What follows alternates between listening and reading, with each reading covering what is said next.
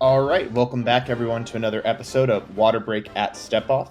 This episode, we're shaking things up a little bit, bringing back 4 of our previous California Drum Major state champions in the L pattern format into a roundtable discussion about their lives as parade drum majors and beyond. But first things first, let's get everyone in rank and file by the center. Quick march.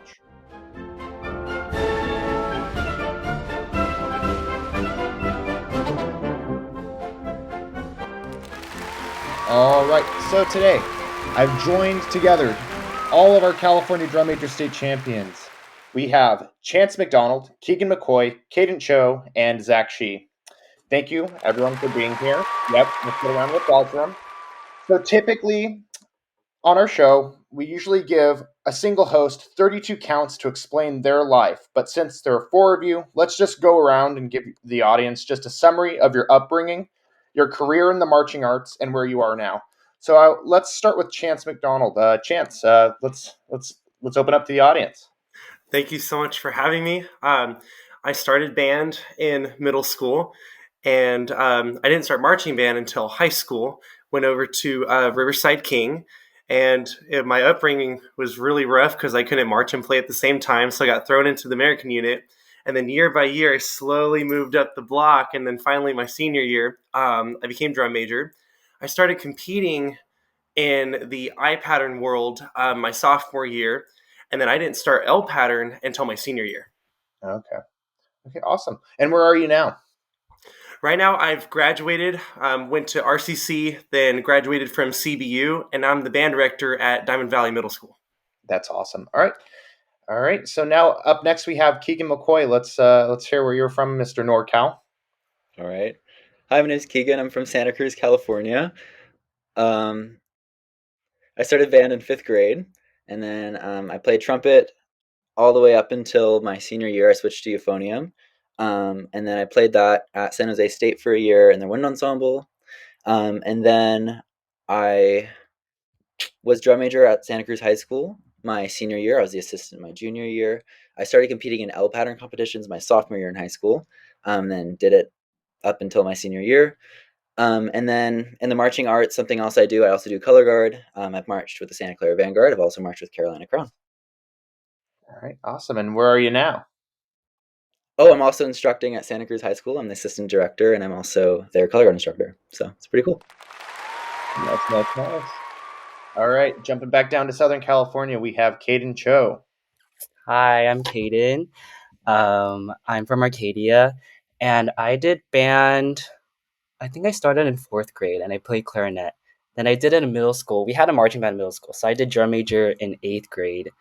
And then I went to high school, and then I was senior drum major at Arcadia at I want to say 2022, I think. So that's been the deal. I actually started drum major because of my sister.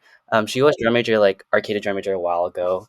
But she inspired me or whatever. So I did that. And then right now, I'm studying at UCSD. I'm a first year. And that's just been the deal. Okay, awesome. Yeah, no. Just FYI, when he was an 8th grader, he was also a killer, by the way. I mean, anyway. Moving back up to, right? Okay. All right, so going finally to Zac Shi, back up in Northern California. Hi, everyone. I'm from Stockton, and similar to you guys, I joined band in the 5th grade. I played trombone, and I still play trombone at my school's wind ensemble. I'm in my senior year, and I am currently in the midst of the processes of applying to college, and I'm waiting to hear back. But we're just nearing that season now. I've been drum major since my sophomore year of high school, and so this would be my 3rd year being a drum major. I enjoy competing, meeting new drum majors across the state, and just participating in music and leadership, and that combined. Awesome.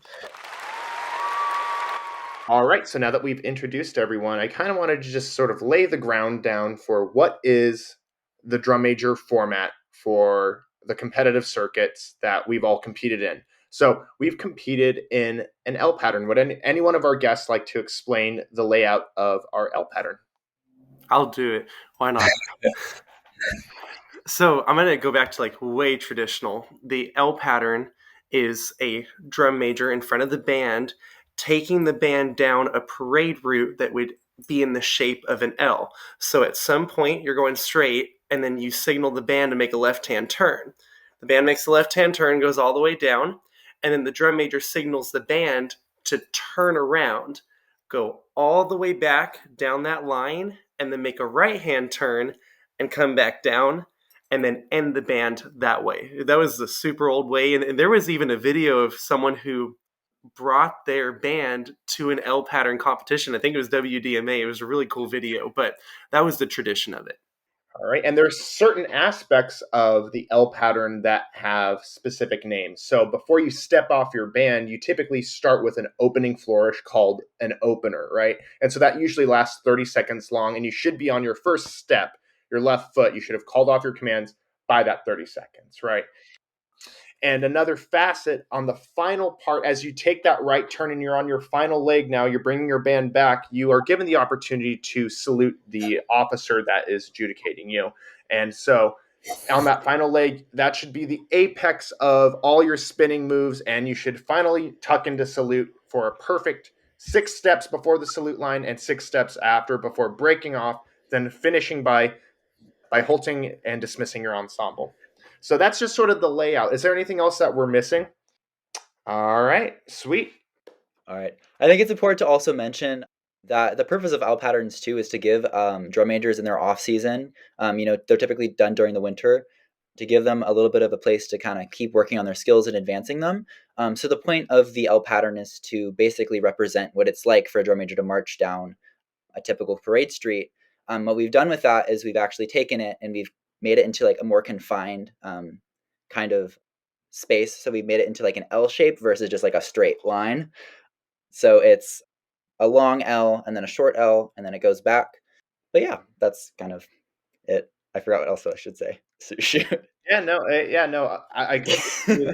So that's sort of the setup that we have here. It's also important to sort of visualize that there are sort of two entities in California, the Northern California style and the Southern California style. The Southern California style has definitely been always rooted, the all-Americana, military baton, extensive, I would say, style. Of course, there are mesas down there, but it's always been a really sharp, traditional military focus to the look, as opposed to Northern California, where there is a little bit more of a creative factor and there's a little bit more European influence to the style of uniform. So you'll see a lot more Scottish drum majors coming from Northern California than in Southern California. So recently, it's been really a pleasure to see Northern California and Southern California sort of combined together at the state championship. And this is really, the stories that you're going to hear today really represent that meeting of Northern California and Southern California together. So let's jump into it now. So I kind of wanted to touch upon the first time you picked up the baton or mace. I want to hear about that moment and how did that come to being? How did that moment sort of connect? Just a little deeper, because we got sort of a layover of when you started as a drum major, but what was that moment? We'll start with Chance again. So my first baton was not a military; it was a regimental, and yeah, it was cool, and because I was waiting for my baton to be ordered, so my instructor handed me the regimental. I'm like, oh my gosh, this is so cool, and all I could do was flourishes. So I was in the backyard. I probably did 100 flourishes a day in one direction, and I thought it was the coolest thing ever because all I had was an image of my very first drum major. Her name was Leilani Johnson. Okay. And I remember walking down to the parade route and I saw her doing her salute, and it was the coolest thing ever. And she was in the middle of a flourish. So I thought I looked just like her. And when I couldn't take the regimental places, I would find sticks, I would find pipes or poles or whatever I could find. Our church, they had like these play poles. I don't even know what you would use them for, but I'd be in the church in the mirror just doing flourishes. Oh, So just having that feeling of, oh my gosh, I'm on my way, that's what I felt. And it was really cool. Absolutely. Yeah, no, I can relate to spinning a broomstick when I break my maces. All right. So for you, Keegan, I think I remember when you first picked up the mace, but I'd love to hear it from your perspective. Yeah. I think it was the end of my freshman year, I started becoming interested in spinning. And yeah, I literally picked up anything and started spinning it before I even got a mace in my hand. I think before I even told anyone, I just started flourishing. I thought it would be kind of fun. Um, I have so many videos on my phone, or on my old iPad of me spinning, watching myself spin, and oh my god, I was so bad. I was so bad to start. It was embarrassing. I looked back and I was like, oh my god, I can't believe that's me. But I actually showed this to some of my students because I thought it'd be kind of fun to show them my progress. Oh, Because a absolutely. lot of them were like, oh my gosh, you're so good, and I'm just like, well, it took the mountain. You didn't get to see me climb that mountain. But yeah, so that's kind of how I started. And then I expressed my interest in being a drum major. I got more into it. But I started for a while, I didn't have an instructor. It was just me. And then Jack, you came along, and then the rest is history. And the rest is history, right? All right, Kaden, what about you? So you have the family literally the baton of the family was passed on to you. So let's hear about it. Yeah, so I want to say I picked up my first baton in third grade. It was I Oh was my this gosh. tiny. I was so young. But because my sister was doing L patterns in middle school, and I think at that time they were still doing WDMA, and Okay. then yeah, so I saw my sister and I was like, this is so cool. So I picked up a baton. It wasn't a signal for sure, I remember. It was an American. It didn't have cords. I remember it was super beat up. But I was in the front yard just doing who knows what. I wasn't even doing proper tricks. I was just looking at my sister and trying to make the most out of what she was doing. It's that kind of looks right. So I think the first move I did was a steeple toss. But because Yeah. I thought those were so cool. Um, and then yeah, so I was doing that for fun, in elementary school, and then in middle school, I got connected with, I don't know if you guys know, but Alan Takashi Riley. Yeah. He teaches all the Arcadia students now, so but he's great. Yeah, so that's kind of how I started Okay. spinning. Awesome. That's great. And finally, Zach, what was the first time you picked up the mace? My first time was also like Keegan, end of my freshman year, where I picked up the mace. Actually, Jack, you dropped it off at my house. It was distance learning. We were on Zoom, and I skipped my class because you were over with a mace, and you taught me how to beat time right in front of my front door, and that's a memory that I cherish because it have grown so much throughout the years.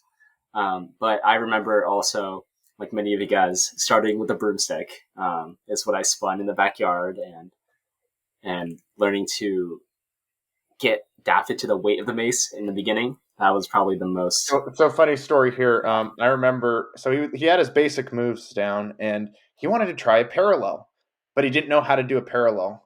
So he he was videotaping himself for video assignments, and I mean, probably one of the best just straight temple shots to the head, but with a mace I've ever seen. But it was I still have the video. it's a very funny video. Anyway, okay, guys. So thank you for sharing that first moment. So I know that the drum major role is sort of this two hemisphere sort of arena where you have sure flourishing, which is a percentage of it, but really it is a foundation of leadership, right? And that's obviously something that we can all agree on. So when you were stepping into that leadership role, what came naturally for you, and which areas of the role were uncomfortable for you? So let's go backwards, Zach. What really came natural to you, and what was something that you really had to work on? So for me, I really got into drum majoring because of the leadership aspect. For me, I didn't know about spinning at all when Jack introduced drum majoring to our band. Um, it was mainly I wanted to be involved in the band in a way that's more than just playing my instrument. And so for the leadership part, I wanted to be involved, and I wanted to, um, I guess, help out in a way where it means a little bit more than just contributing like everyone else. And so for me, the part of wanting to help out and kind of have that definition of being a servant leader, where you're helping out the band, you're doing what's needed of you. So for me, it's really the part of service came more natural to me, but I really had to get over this mountain that is public speaking. That hey, drum major needs to master. And so I was launched like straight into it as a sophomore. This is my first year on the high school campus, and as a assistant drum major at the time, I just watched my head drum major and observed. And when he delegated certain tasks for me to talk to sections and the directors and stuff like that, that was my opportunity to improve. So for me, public speaking was a hurdle I overcame, and it's a valuable asset I have now. Absolutely. And what about you, Kaden? What were those two sides of the coin? The thing that you had that came naturally, and then the area of improvement that you filled in. Yeah, so oops. So I think contrary to Zach, I got into drum major solely for the spinning aspect, and then it took me like high school to figure out like, oh, I also have to be a leader.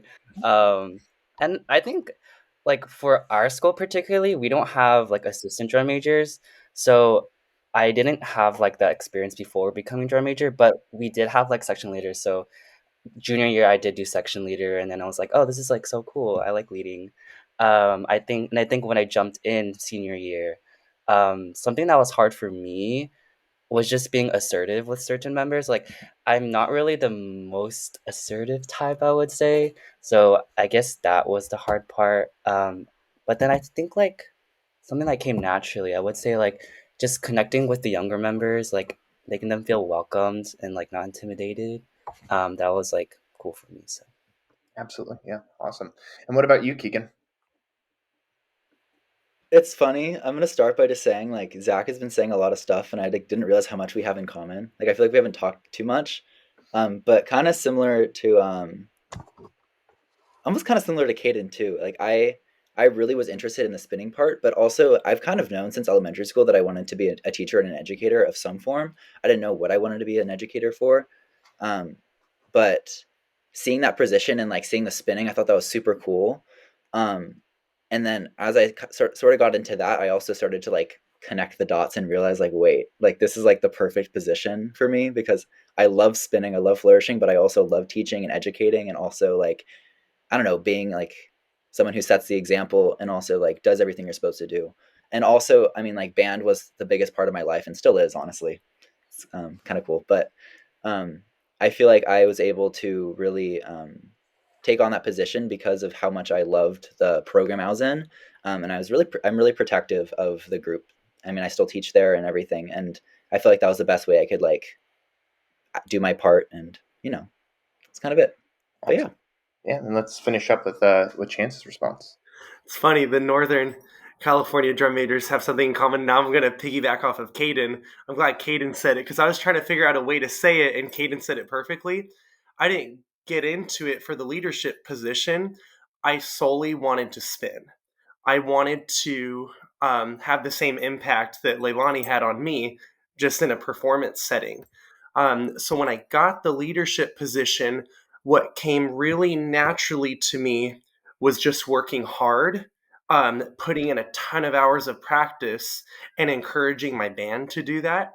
And then after that, I had reflecting, and with the leadership portion of it, I just knew I wanted to be different than the leaders who came before me. They were not very nice to the incoming freshmen. They were harsh on you if you weren't talented instead of helping you and uplifting you. So when I got that position, I'm like, you know what? I got to do this differently. When someone needs my help, I'm not going to put them down. I'm going to help them to the best of my ability. And those are my struggles and what came naturally for me. And it's interesting, like just looking at the four of you guys, your journeys through this position is very, very unique. But there's obviously a very common golden thread of true service for others, and it just hearing your individual stories, I think for our listeners is really valuable because it's nice to hear and the things that aren't typically talked about, like when you're in the tunnel and you're gunning it to that position, or you're leading your ensemble. These things obviously aren't talked about often. So being able to hear that perspective from you guys, I mean, it's worth its weight in gold. So let's put that aside. Let's talk about the competition aspect. So we're going to start at the bookends. First competitions and then the championship run. All right. So I want to hear the horror story of everyone's first competition, because obviously everyone's first competition, I mean, like for me, it was terrible. Like it was so bad. Okay, let's start with Keegan this time. Of course, you're starting with me after that. It's me starting. No, I was kidding. Oh my gosh, was my first one San Mateo? I think so. Yeah. I think so. Yeah, that was something. Yeah, I mean, it wasn't bad. It was kind of cool. I remember my mom was in the stands. I was super nervous. Like, you know that feeling when you're just like it's like almost like you're like on a roller coaster, like that, like, oh my gosh, I'm gonna throw up type of feeling. That was definitely what I was feeling. I remember. Also, like doing vocals full out was kind of scary, especially when like your judge was like, I don't know, just like first time being judged and walked around and standing inspection and everything. I was like, oh my gosh. But yeah, I remember after the performance, I was so hard on myself. I was like, I did so bad in that. I dropped. I slipped or whatever happened. I don't remember actually. I think I did drop though. I definitely dropped. I got like out of step like 3 times and dropped. Yeah. So, okay. Oh yeah, I got out of step on my salute. But then my mom said that people in the stands were like, "Who is that?" And I was like, "There's no way. That's like crazy." But yeah, it was kind of fun. That was the start of it. It was definitely hard for me, and then. All right, Chance, what was the first run? Let's tell it. So, in quite honesty, my first run was an eye pattern competition, and it actually went really well. Okay.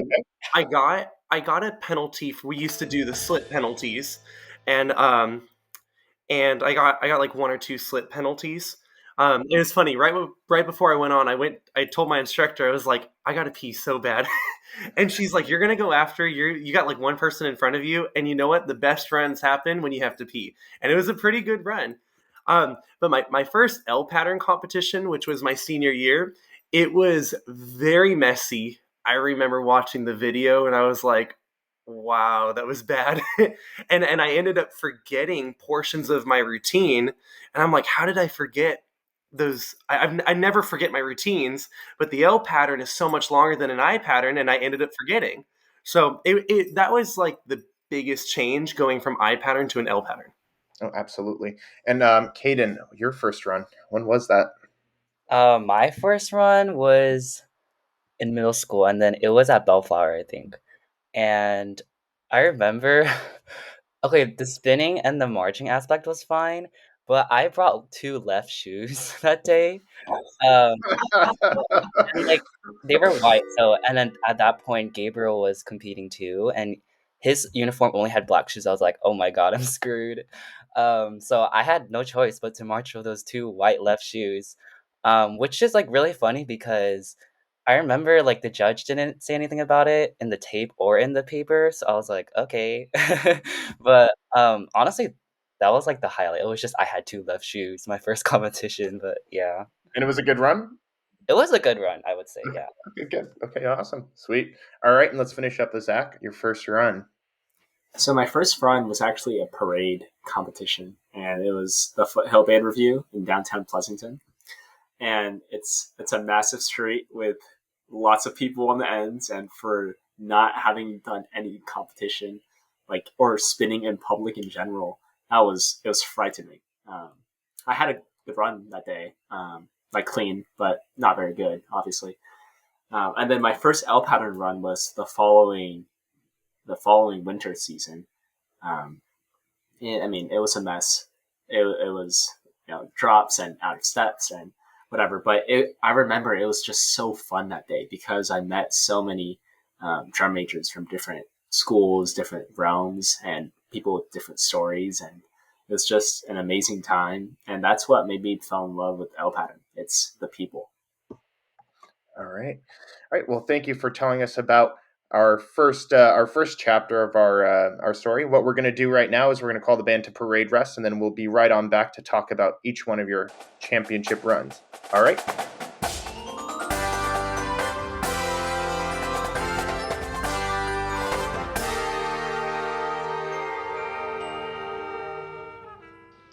Hey everyone, it's Jeremy, and here are your announcements coming from the box. You want to drink up on a water break Lost in Translation with Cynthia Bernard, Uncover the glitz and glamour of twirlers with On a Water Break in Rhinestones, hosted by Lexi Duda.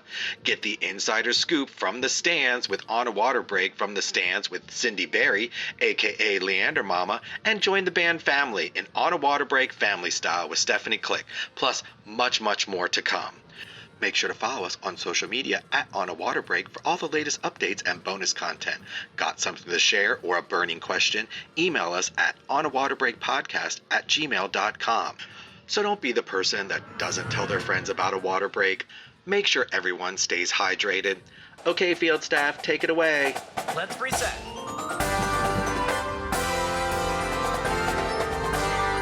All right, and we're back. Let's get everything in rank and file by the center. Quick march. All right, so we are back with our 4 previous California Drum Major state champions. We just listened in about their first run in the L pattern format. Now it's time to talk about the final run, the championship, the California Championship run, the final shot, really, the golden arrow. All right, who am I going to start off with this time? Okay, let's start with Chance. Let's hear your story, what it felt like to go through that final run, and what was that headspace like, and what do you remember about the day? Well, transferring over from I pattern to L pattern, L pattern was a lot less stressful. I don't know why. I was not as nervous. I was a lot more calm, relaxed. And then, so the year at 2018, I'm up in Fresno. It was in this big old stadium, and it was so cool getting to rehearse out in the parking lot, warm up. I remember seeing you too. It was the first time the paths crossed, and I was like, "You look kind of weird." You're yeah, Louis Vuitton, and I'm like here with my bass. It was like the first NorCal SoCal crossover in 30 years, and we're just like, "What the heck are you?" Anyway, I think that was the first year they did a state championship, right? Yep, exactly. Yep. Yeah, since early 2000s. Yep.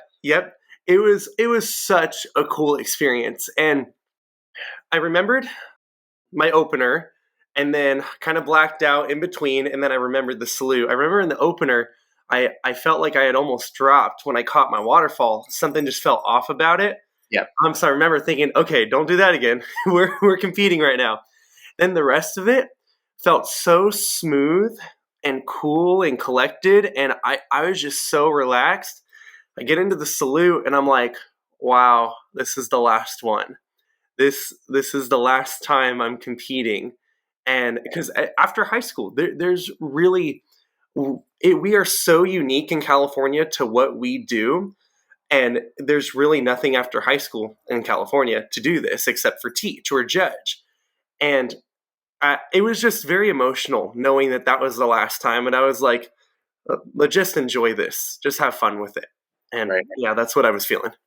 Yeah, so I remember the 2018 state championship because it was still when there were separate divisions, when they originally had Mace division and they had military division. So I remember the military division went through, and then I remember the sun literally just parked right 60 degrees to the beginning for the Mace. It was like, oh gosh, here we go. So, I remember my final run as well too, and that was awesome. It was a blast, and I'm really happy now that they've layered it over now to a single competitive division because it makes things more interesting and it pushes people.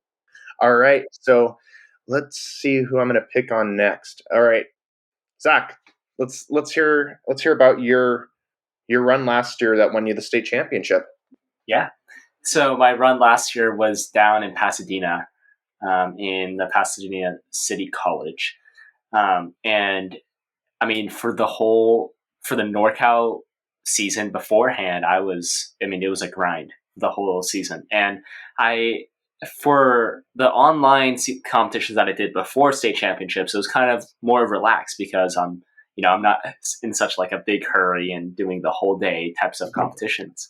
And then I get to state, and I remember that day, gorgeous day. And I just felt like it was going to be a good run. And it was. So when I went up for my opener went okay. It wasn't my best opener, but it was pretty solid in that I knew I could get a good run with it. And then I did my music was kind of slow, so I kind of was in my head the entire first leg. And then it turned, and then it was okay, because then I do my L, the actual L, and then I turned back for my salute. And this was where the bulk of my hard part of my routine is. So I turn, and then I have a parallel that I catch behind my back. And that was really the only move that I was like thinking about for the whole run.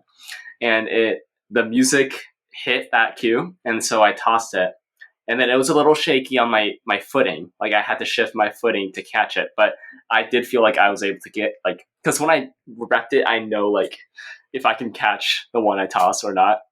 And then I catch it, and then I realized, okay, the run was pretty much in the bag. At least I did what I could. And so I finished up the routine. I halted, and I felt good. It was a good run. I felt happy about going down to SoCal for that run. And it went well. Awesome. All right, Keegan, let's hear your story. So a little backstory, because this is the COVID year. We actually were like hunting for the best location to film the last run through. I remember, Jack, we went to a lot of different locations, and we were like trying to find one that would be like the most like fit the vibe of the routine. We went to so just to clear the air on this, Kaden and Keegan were like this the entire year. Like it was like crazy nonstop. It was like that open division was a nightmare, and I would never want to compete in that. But anyway, yeah. So Keegan, continue with this. Yeah, so we went to, what's it called, Filoli Gardens? Is that what the place was? Yeah, we went to like this like haunted mansion, and anyway, continue. It was pretty fun. I think for some reason like it just wasn't the right place. It was beautiful though. We like loved the location. We filmed a few reps there, but it didn't really, I don't know. I think it just like wasn't like, it just didn't feel right. And then we went, yeah, also, I mean, not to like jump around, but my routine changed for my last performance. And that was kind of fun. Changed all the music, changed everything about it. It was kind of a weird process, but it was definitely kind of a group decision, which was fun. Sorry, I'm like spacing out. I'm like trying to think about everything. It's been so long, y'all. It's been so long. But yeah, and then we filmed it at a church that I grew up going to. And I actually work at a coffee shop that's on the church property now. So it's kind of fun. Like I still see like the place that I was like, oh, that's where I did my routine every day when I go to work. But yeah, I did my routine there, filmed a few reps. It was kind of fun getting to like rep it a few times and like record it. I think that was definitely a luxury we had in 2021, was like getting those multiple reps. But also if you're a perfectionist, it kind of sucked because you were like every single time you're like, oh my gosh, I have to do it again. I'm going to do it again. That wasn't good enough. And then you have to like watch each run and be like, which one was the best? And you're like, wait, which one did I slip in? Oh my gosh. It was awful, honestly. But I kind of missed like the days where it's like, you just do it and it's done. But yeah, we found at the time, we filmed a few and I didn't know which one was going to be the right one. But then I got home and I was watching all the reps and I watched one of them, and at my salute, as soon as I broke my salute in one of them, the church bells rang, and for some reason they like perfectly hit in the song. And I was like, I didn't even watch the rest of the run. I was just like, okay, this is the one. So I liked it, and then I uploaded it, and then I was like, okay, let's see what happens. And I remember we were like, oh my gosh, like, because we didn't think that we got it. That I don't know. I thought I don't know why. I just like we didn't think we like got like the right, like we didn't get like a really good run through, and then that one was the run through, and we were like, oh, okay, I guess we did get a good one. So yeah, all right, that was kind of it. And that's the story. And of course, the 45 inversion was introduced for the first time in the drum major world at that run, and that was definitely a crazy moment. Oh yeah. That was definitely the day that one of the NorCal signatures was made. So it was a cool thing. Oh my gosh. One of my favorite memories is Daniel Alfaro. He sent me a video of the judges after the competition in like the room with like the TV, and they kept replaying it. And they're like, whoa, like freaking out, like, do it again, record it, go back, do it again, whoa, like, and they're like, he knew that the whole time. Like, it was super funny. But yeah, I mean, it was kind of funny to me that was like such like a big thing, because I mean, in color guard, catching a 45 behind your back, it's kind of not standard, but it's definitely like a more advanced skill, but it's kind of like, oh yeah, you just like do that. So putting that into the drum major world, it was just like, oh, now I'm going to put it like in the frontal plane of the 45 and then just move my hand a little bit over and there it's right there.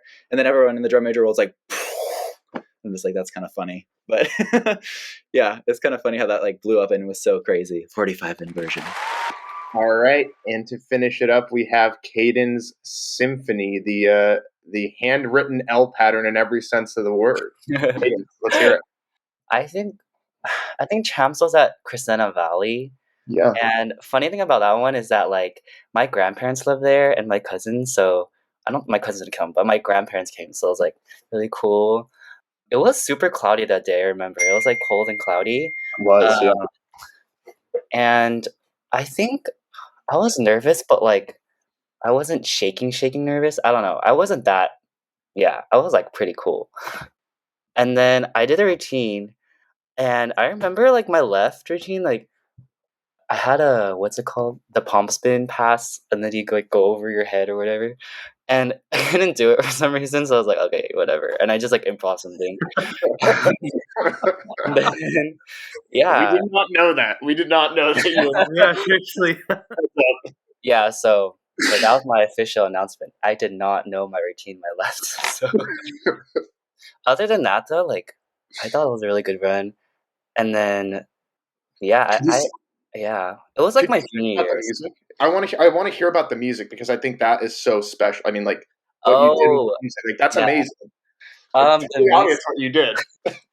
Yeah, so I want to say I started like writing it in like fall season, I think, and literally the first part is just like they're like, okay, I don't want to get too like theory. No, right? go for it. They're like, it's literally a whole tone apart, and you just like smush them together. It's like D flat and E flat, and you just go boom, boom, boom, and you like it's all on quarter notes, and then like you just pedal it, and it sounds like so pretty. And then I was like, okay, I'll do something off of that. But I knew for sure I wanted to do like an ocean theme. I don't know. I really like the ocean. I don't know. I just want to do like an Atlantis kind of thing. So like in the beginning, you'll hear water. Oh no. Yeah, you'll hear like water sounds like you're underground, like you're submerged in the water. And then like at the end, you'll hear like crashing waves because you're like out of the water and like you just explored Atlantis or whatever. That's awesome. But so anyway, just from someone who is watching, when they announced it, I didn't realize that you wrote that entire piece of music yourself, right? You wrote it from like beginning to end, right? Mm-hmm. Yeah. That's he recorded it, made this piece, and then made a routine to it, and that's obviously, I mean, that's never been done before. Never, like no one's ever listened to that. So that's amazing. Yeah. Funny thing is, I actually recorded it like in this room I am right now, and the keyboard that I recorded it on is like right behind me. So like I did all the instruments on that one keyboard, and like, oh yeah, that was cool. Can I ask Kaden a question? Go for it. Did you write it with the intention of using it for L pattern, or did it kind of just happen?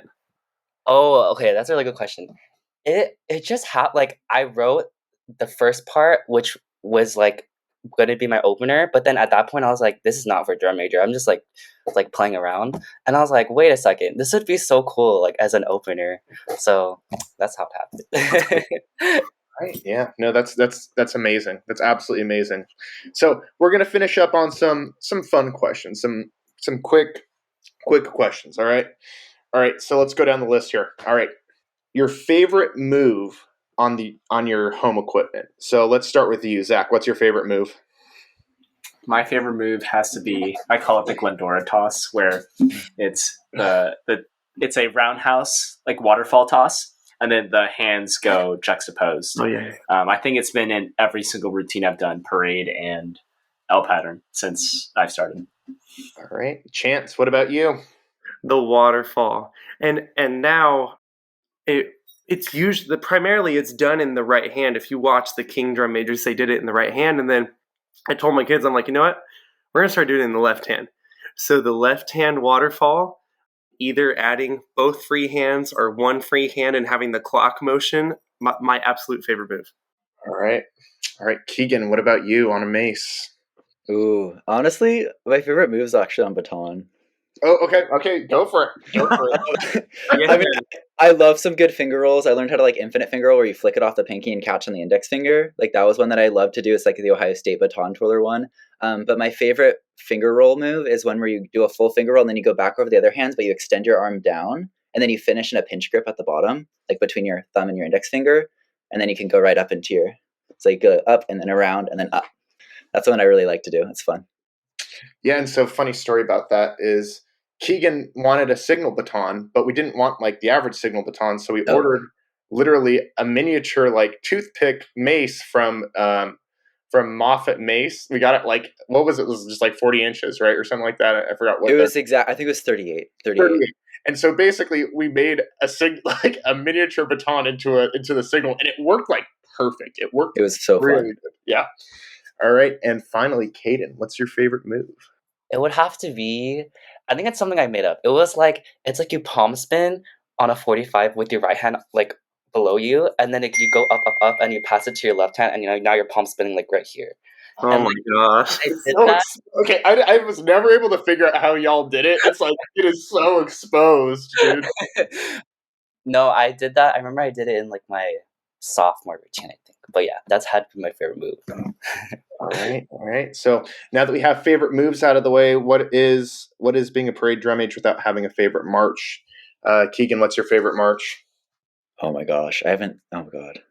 Oh god, this changes. Hold on, let me look. I have like marches. I just got like like March Madness, like the John Philip Sousa thing. I put like the stickers on the back of my laptop just now.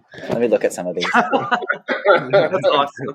I've got the Boys Yellow Brigade, HM Jollies, Pathfinder Panama, Nobles of the Mystic Shrine. Out of those, Boys Yellow Brigade's pretty dang good. I like that one. I played it in high school. It's pretty fun. Pretty toasty, I'd have to say. All right, Chance. Oh man, I love Dr. Colette Hawsey's work. Marsh Minor is probably my top favorite, and with Stars and Stripes right next to it. But I love Marsh Minor. It's this march in a minor key. So it was written for this guy, Benton Minor. He was a college professor down here. And all of his students who were in college won the Arcadia Band Review. They're called the Benton Boys. So the history behind the march is so cool.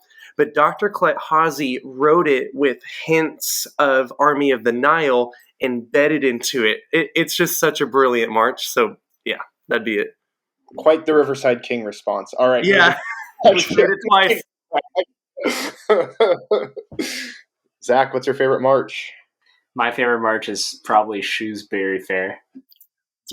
I just love the low brass feature. It's just so powerful. And I remember first hearing it when Diamond Bar played it like 2 or 3 years ago. And they just played it on the street so dang well. And I was just like, I was shocked. I was like, wow, I didn't know low brass could sound like that. Right. All right. And Kaden, what's your favorite march? Oh, I have like a top 3. Okay, so I think what's in third place? There's one that we did a long time ago. I wasn't even born. No, I was born. I wasn't there though. It's called Washington Grays. Yes. And then there's another one we did recently, March of the Women Marines. That one's a little bit more popular. And then the one my sister did, March Grandioso, I think. Yeah, those 3 are my favorite. All right. So, with all these awesome concepts that we've been able to talk about, I couldn't ask a better group of individuals this question. Where do you see the drum major art form going in the future? Kaden, I want to start with you. Oh, where do you want to see the drum major art form go? That's a really okay. I really want. I feel like this is already happening, but typically when you do parade, we don't do a lot of like tricky like cool stuff. But yeah, like I just want to see in the future like more people adding, because I know like people can do it, but I feel like it's just not as, it's a little bit taboo.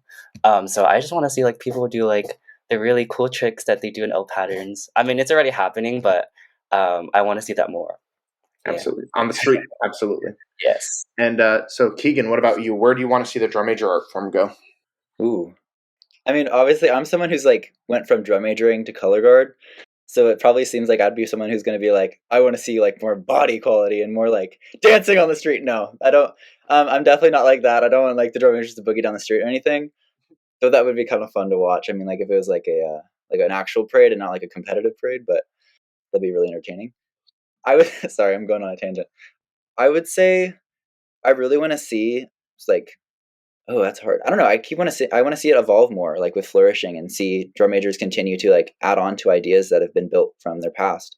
But I also do want to see that foundation of what it means to be a drum major continuing, like through the aspect of leadership and really doing that even on the street, like through like your body presence, your performance quality, your attitude, like making sure that those things stay consistent, even if we do expand on those things, and making sure that it's always going to be execution. I mean, yes, execution over content.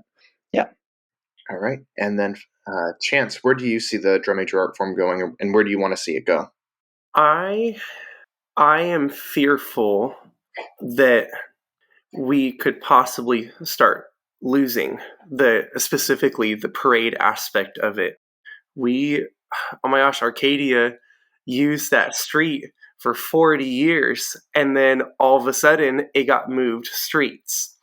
And I keep bringing him up, but I'm still in contact with the Hozzies, and Mr. Hozzy was telling me how we probably will never go back to that street, Baldwin Boulevard. And we've lost these great band reviews like the Western Band Review and all that stuff.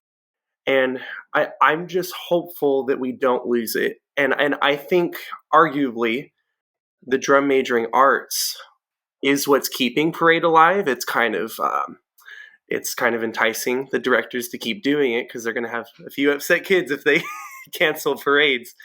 And I don't want to lose the tradition behind it, because what our drum majoring is so unique that we don't move our bodies, yet we have this thing spinning around us and we can't even see what's going on. All we see is these swirls and this toss, and the body's completely still. And I think that's what wows people so much, is that we can stay still and not do that. So I hope it stays alive, and I hope we keep introducing these new tricks, because we need to evolve while keeping the tradition. Absolutely. Right. And finally, Zac Shi, where do you see the drum major art form going, and what do you want to see happen to the art form?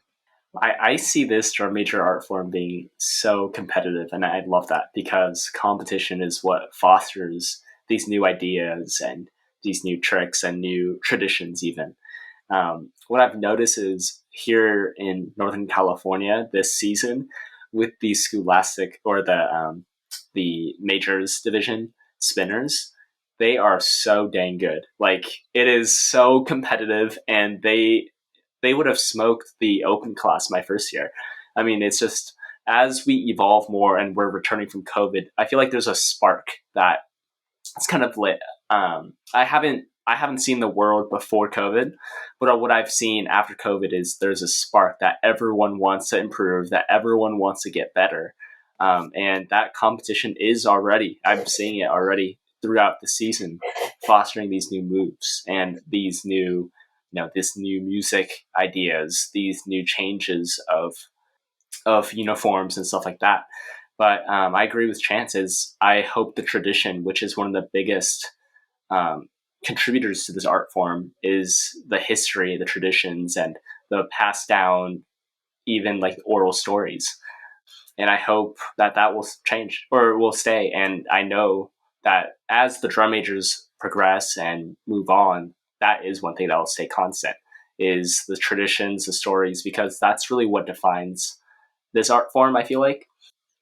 But I feel like the competition, that's only going to get more vigorous throughout these years. I hope that continues. That's what fosters this immense skill, determination, and what's this art form is ultimately about.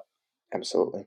Yeah, and I think there's an excellent middle ground that can be struck, because I feel like we need that foundation as our guiding light, because that is our foundation that we build everything off of. But I think there's opportunity to take performance to a different location through music. I think there's so much opportunity for storytelling through music, through different parts of the yell pattern, right? Like you can still have perfect posture, and you should have perfect posture, but your music can be changing, right? And it should make sense, and you should have signals for those changes, right? As dictated by our foundation. But you can tell a story through different ideas through music. And I think that's a really cool space that hasn't been completely explored yet. So anyway, I just wanted to say thank you to the four of you.